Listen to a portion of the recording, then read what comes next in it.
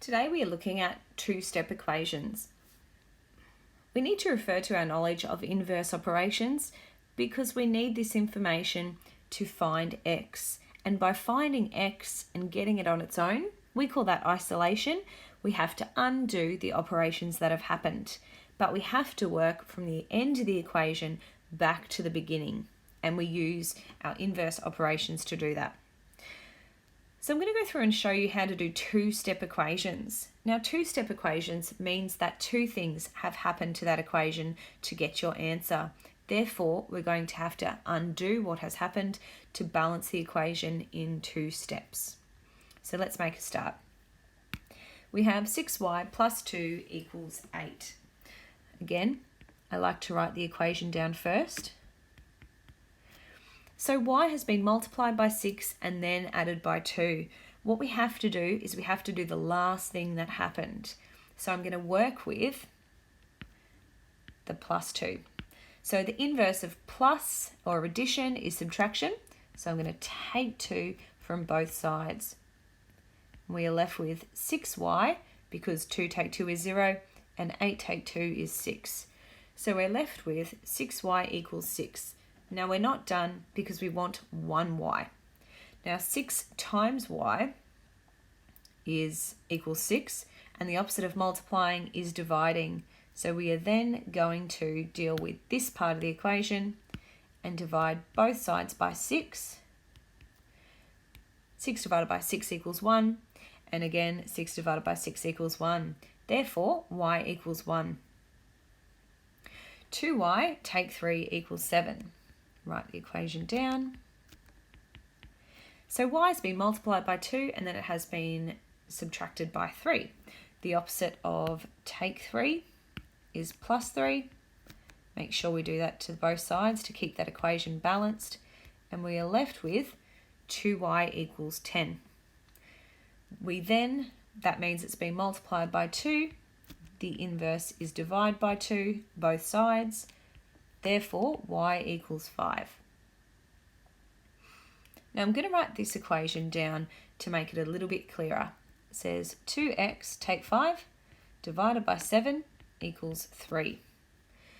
I'll read that again. It's been multiplied by 2, subtracted by 5, and then divided by 7 to equal 3. So this is actually a little bit more than 2 steps. So let's start from the end of the equation. It's been divided by 7. And the opposite of divide by 7 is times by 7. And we are left with 2x take 5 equals 21 because 3 7s are 21. Now we work again from the back of the equation. 2x take 5 equals 21.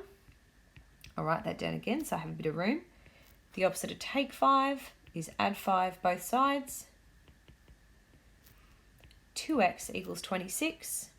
2 times x, so the opposite is divide, and x equals 13. So it's quite a big equation there.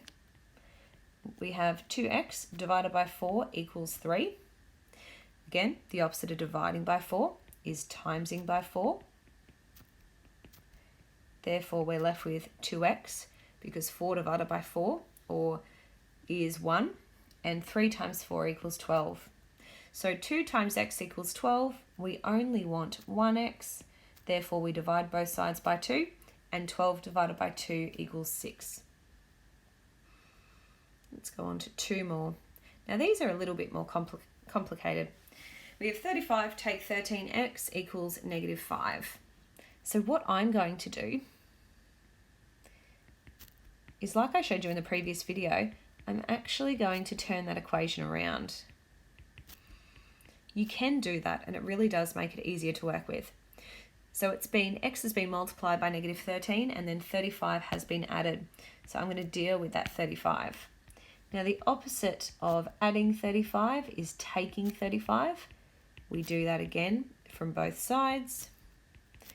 And we are left with negative 13x equals negative 5 take 35, which is negative 40. And it has been multiplied by negative 13, so we have to divide by negative 13. And what that will do is that will give us a positive value of x, because two negatives make a positive.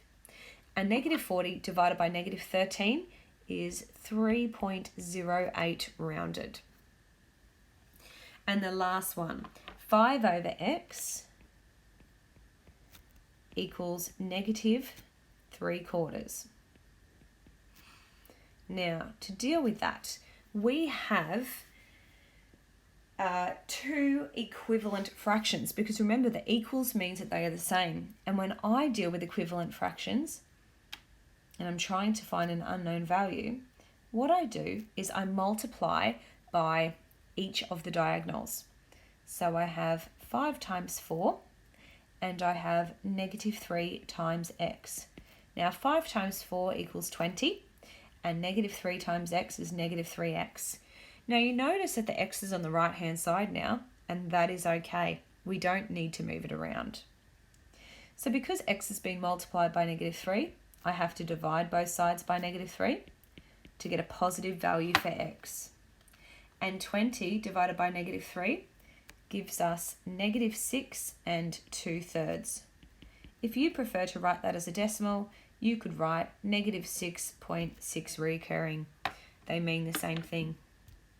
And that is how you solve two-step equations. Thanks very much.